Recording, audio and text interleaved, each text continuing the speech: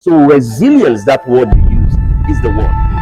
You cannot achieve anything of worth, anything of significance without resilience. Because you will fail and you will fall. You'll be disappointed. You will fail before you achieve success. Hi everyone, I'm Oyinlola and you're watching Tidbits. Alright, good afternoon, sir. Good afternoon. I'm Oyinlola. It's nice to meet you, sir. Pleasure. Yes, sir. Please can you introduce yourself? My name is Antonio Bani and I serve as the Executive Director of Fixed Politics Africa. Okay, it's nice to meet you. Pleasure. Yes, sir. I want to ask you, how did you find purpose? What led you to this path? That's indeed a very interesting question because when I started out in life, I had studied English language, first degree, master's, went on even started a PhD in English.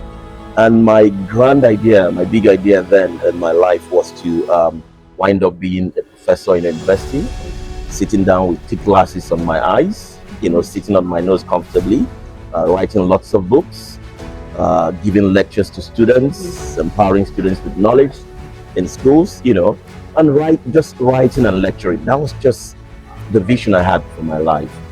But somewhere along the line, the thing with having a plan is just like doing a business plan. You're only having a roadmap, what you want to happen, how you think things are going to happen. But life is not like that. It never happens that way. When you start that business, 1,001 things will happen that you didn't plan for. And so you have to keep course correcting. You have to keep making changes, adaptations, adjustments to get you to where you're going to. The vision remains the same, but you keep making changes. So that's exactly what happened to me. A number of incidents happened in my life, which I wouldn't want to go into. And I had to keep making adjustments. Along the line, making those adjustments, I came into programming, worked for an organization where essentially my work had to do with communications and program management. And I fell in love with it. I did a second job, did a third job, did a fourth one. And before you know it, I had started a career before I even knew I was starting a career. I started a career. But the key word there is that I liked what I was doing. So it wasn't like I deviated from my original plan to be a professor and a lecturer in a university and then veered into something for the purpose of making money. No, money was never in the equation. Money was never in the equation. I just found myself just like that, doing programming. And it occurred to me that, wait a minute, I actually like this thing.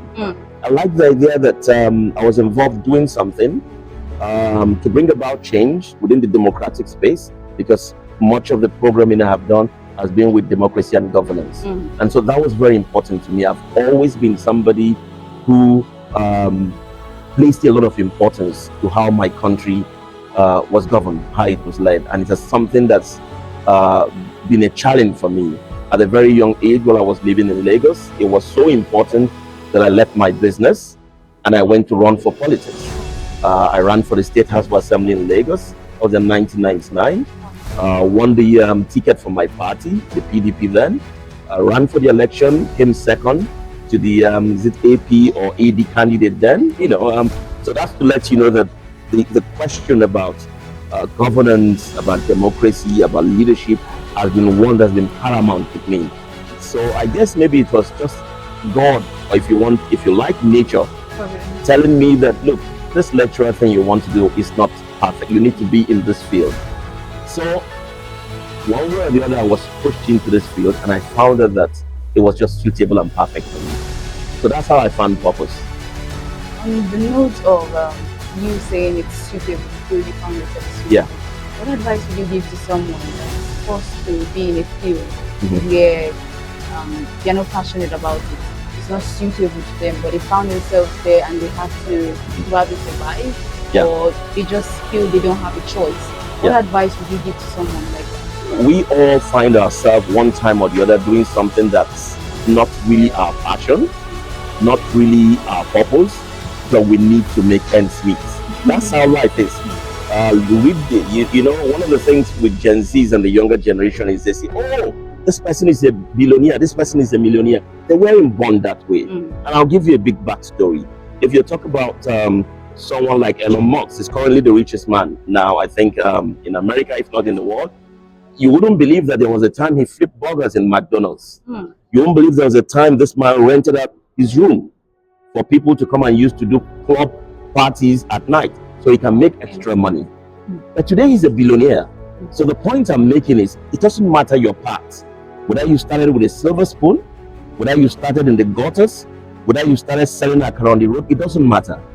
What is critical is that you must be certain in your heart that you're going somewhere, that you are created for a purpose, that God created you for a purpose, and that He's faithful and able to bring you to accomplish that purpose, so long as you do your part. And what is your part?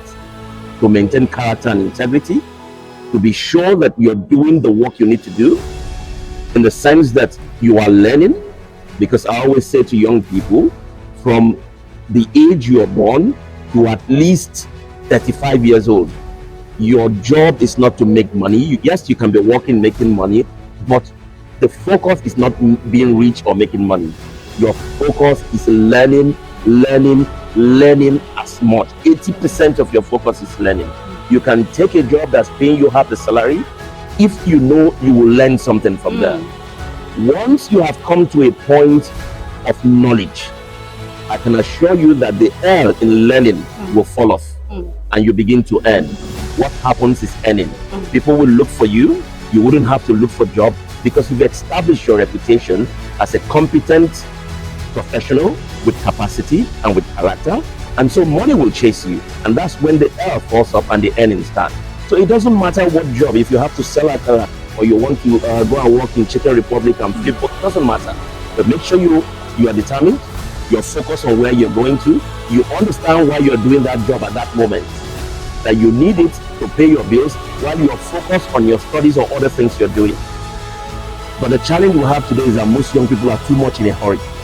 They're just too much in a hurry. So a bit of patience, a bit of focus, with faith in God, you will get there. Okay, on that note, I want to ask you a question about resiliency. Young people being resilient. This program, today's program at least, focused on the session I was in, focused on grassroots, developing the grassroots. A lot of young people have lost faith in democracy, in electoral processes. They don't have the resiliency to push for policy change, persistency in focusing on what is important in politics. What advice would you give to a young person that struggles with being resilient? What advice would you give to Resilience is at the heart of every success. I don't know any story you can tell of any man, any woman in Nigeria or anywhere in the world that made something of their life, that achieved their purpose, achieved their goal, achieved their mission, got to where they were going to, without a significant dose of resilience. At the beginning of creation, if you are a Christian, at the beginning of creation, the Bible tells a story of a young man called Joseph. And he had a dream, and that dream showed he was going to be a very significant person, and that even his families will bow before him. That was when he was a young man. Before he got to that point, what happened? First of all, his own family, his own brothers, threw him into a pit, a dark pit. That dark pit is significant to the sufferings and the storms he had to accomplish that will follow through that vision. From there, he was sold into slavery. The point I'm making is, at none of this point did you see him waver in the fact that he had this dream, he has this vision, and he believed in it. He held that dream, he held that purpose in his mind. He was sold into slavery. When he got into slavery, the wife of Potiphar attempted to abuse him, and at the end of the day blackmailed him. He was jailed. And at the same time, he was betrayed by the same people he saw visions for. But fast forward to the end of the story, what happened? He became the prime minister of Egypt, second only to the Pharaoh. I don't know a better story about resilience to tell you.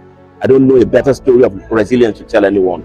This story encompasses all of the issues that goes with anyone seeking to live a life of impact, a life of success, and a life of significance. I wrote something. There are quotes I wrote regularly. One of the quotes I wrote today, I said, look, you can get to the top with competence, but you can't stay at the top without character.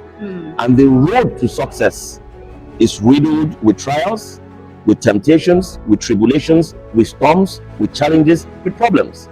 So that means if you are a young person today and you're listening to my voice, you plan to become someone meaningful, to do something meaningful with your life and to make impact in your generation.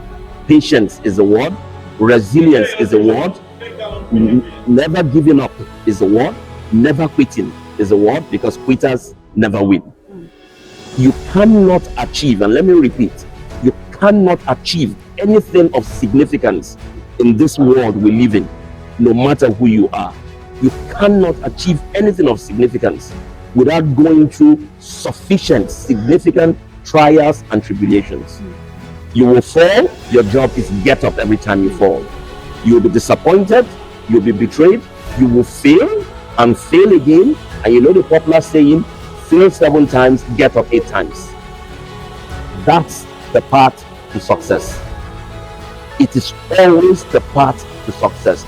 Read the biographies of every successful person you admire.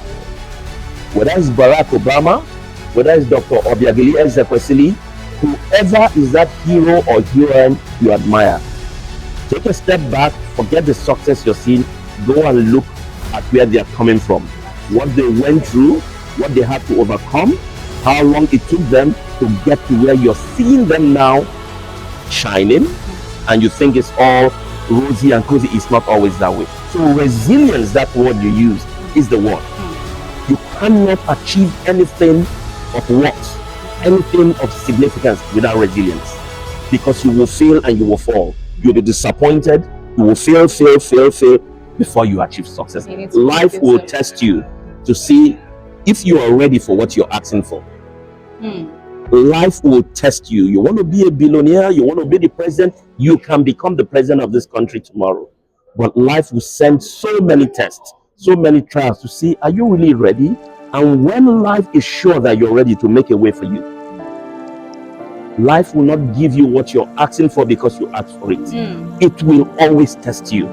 And that is why that keyword resilience and patience is critical. Right. Well, thank you very much for your time. You've been wonderful company. Thank you, sir. Thank you very much. My name is Anthony Obani. I'm the Executive Director of Fixed Politics Africa. I want to encourage you all that is listening to me now, keep watching Tidbits. All right, sir.